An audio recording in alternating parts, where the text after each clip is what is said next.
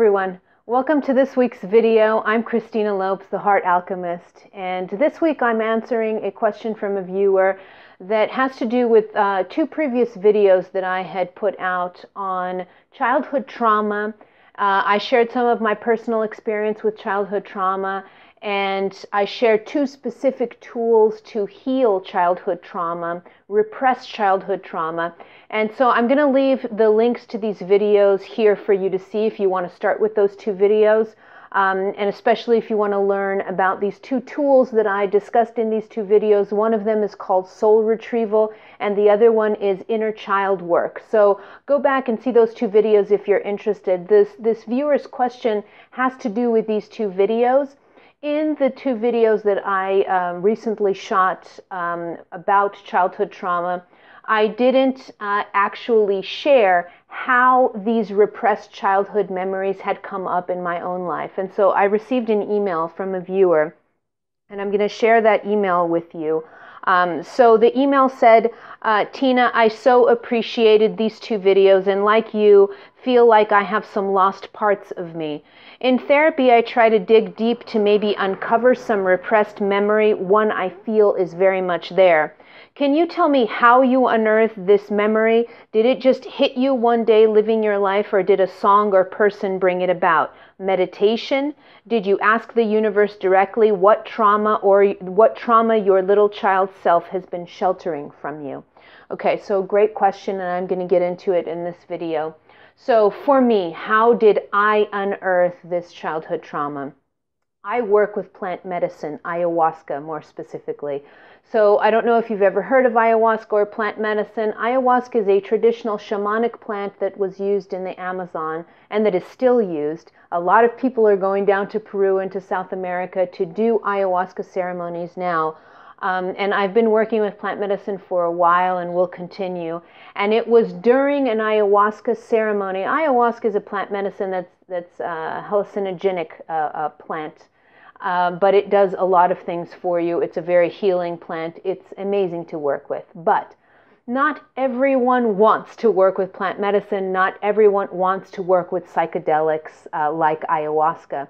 So for people who don't want to work with plant medicine, how do you unearth these more complicated emotions? How do you unearth? The gist of the question that this viewer had is, how do you unearth these memories? So I'm going to give you some recommendations. First, if you are into plant medicine, if you want to heal trauma through the use of ayahuasca, you can look for, I have 3 videos on ayahuasca on my YouTube channel and on my website. So you can go ahead and look those up if this sparks your interest and you would be open to using plant medicine to help heal past trauma. But if you're not, let's say the majority of people aren't really into plant medicine or working with these plants. So if you're not, how else can you unearth difficult emotional trauma that you may have repressed within you?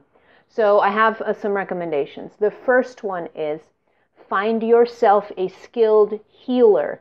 Now, the skilled healer should know how to do regressions, or the practice of soul retrieval that I discussed with you guys in that previous video, or hypnosis.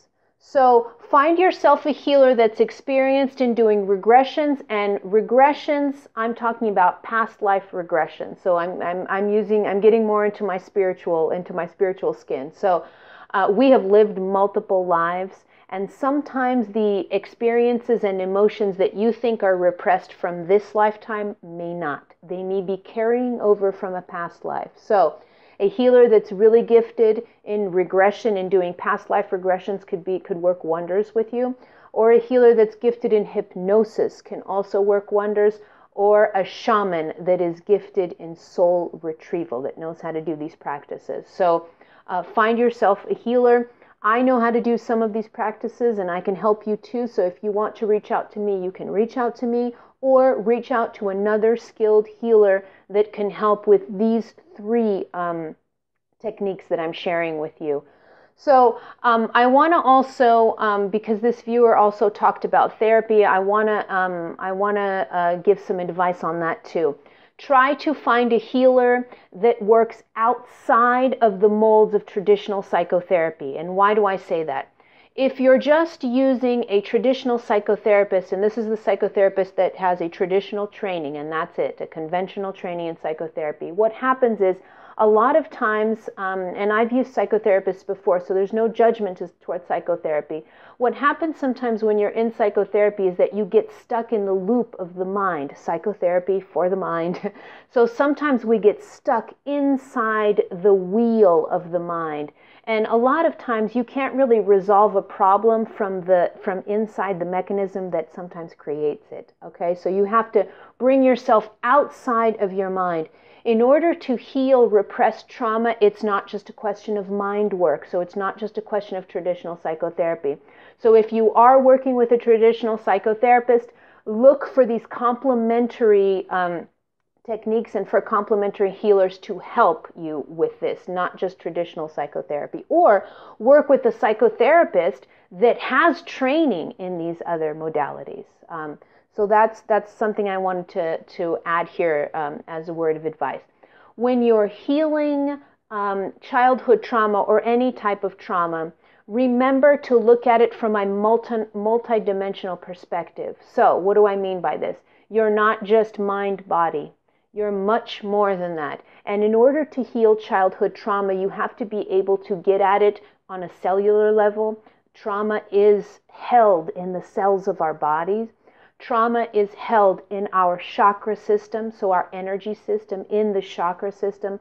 Trauma is held in the various layers of our electromagnetic fields. So look at it from a more multidimensional perspective, from a more spiritual perspective when you're looking to heal trauma, because it really helps you. If you begin to understand trauma as something that is housed, as something that's stored not just in your mind and not just in your body, but in various other parts of your whole system, of your whole self, then you really begin to touch on how impactful it can be for you to look at different areas, different modalities, and different ways of healing. You're not just going to be able to heal from trauma by just staying in the mind. You got to come out of the mind into your body and into your energy system in order to heal and move forward from trauma. All right, but if let's say you don't want to, or let's say you don't have the financial means to look for a healer, or you don't really want to look for a healer, you want to do this yourself, here's how you can start doing this yourself. Before, if you're not prepared to go to a healer or don't want to or have financial difficulties with that.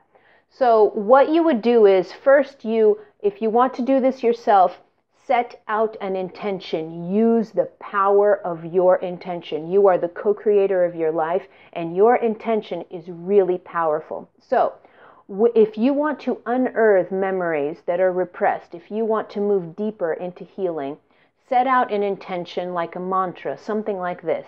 I would sit in meditation and you can say to the universe, you can say to life, I am ready to see what needs to be seen within me. And say this mantra every single day as you meticulously work through the layers of your trauma, the layers of your past, whatever needs to be seen.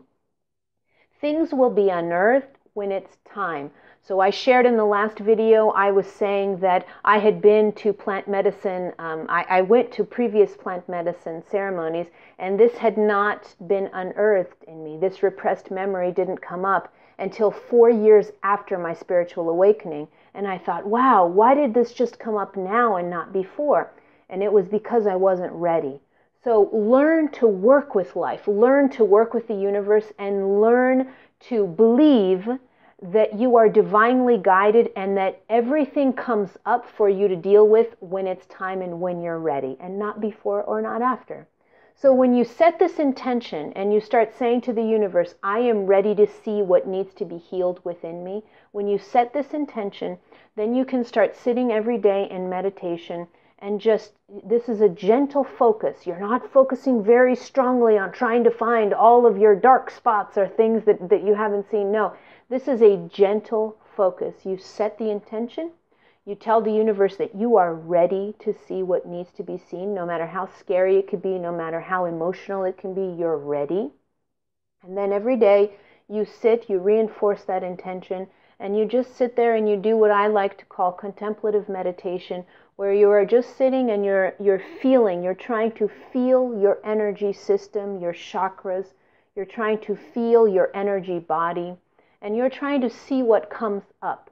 You're just sitting there in meditation. After you give this intention that you are ready to see what needs to be seen, then allow yourself some time to breathe with your eyes closed and see what is unearthed, see what emotions start coming up. See if sometimes when people start doing this type of work, images will come up during meditation, emotion, feelings, colors, things like that.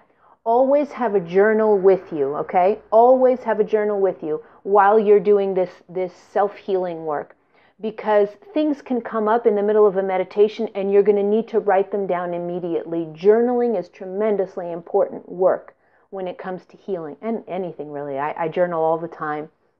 But it's really important work when you're doing healing of past trauma. So sit in meditation, ask for the universe, ask for life to show you what needs to be seen, and then write things down as they come. Start journaling things. You'll notice that when you start to do automatic writing, when you start journaling, sometimes the trauma will unravel. So sometimes you can start just by saying, oh, I see this image, or I feel this emotion. And as soon as you start writing, the memory starts coming in layers and layers and layers, and you just keep writing, keep writing, keep writing, all right? If you're doing this alone, so if you're doing this with a healer, the healer will know how to guide you through the steps of unearthing trauma and then healing through it. But if you're doing it alone, when any kind of repressed memory comes up, have the courage to simply sit there and feel whatever you're feeling. If you have to cry, you cry. If you have to scream, you scream. You see, you're willing, you are in a surrendered state, and you just keep writing down things as they come up. You'll notice that as you just allow the memory to come up to your conscious mind to be seen, you'll notice that if you just sit there in observation, crying if you have to cry, feeling the emotions that you have to feel, if you do this, if you surrender to this process, that's about 99% of the healing. So it's really cool. It's that trauma sometimes, repressed memories and trauma, we think sometimes that they're a lot more complex than they really are, but they're not. What is really important in healing is simply to feel what happened to you, to feel it without any rejection, without any repression, without any kind of fight. You are no longer fighting what happened to you. You are willing to see it, and you are willing to feel it. And just in sitting in that feeling, you'll begin to heal. All right, so I hope this has helped. If you have any further questions about trauma, you can reach out to me. Just head over to my website, www.christina-lopes.com. And you can head over to the website and leave a comment on this video. Join the conversation over on the website. If you want to submit a question for my weekly videos, I'm leaving a link to that below in this video so you know where to submit those questions, and I will be happy to answer them in my weekly videos. I hope this helped. Thank you, everyone, for watching, and I will see you next week. Bye.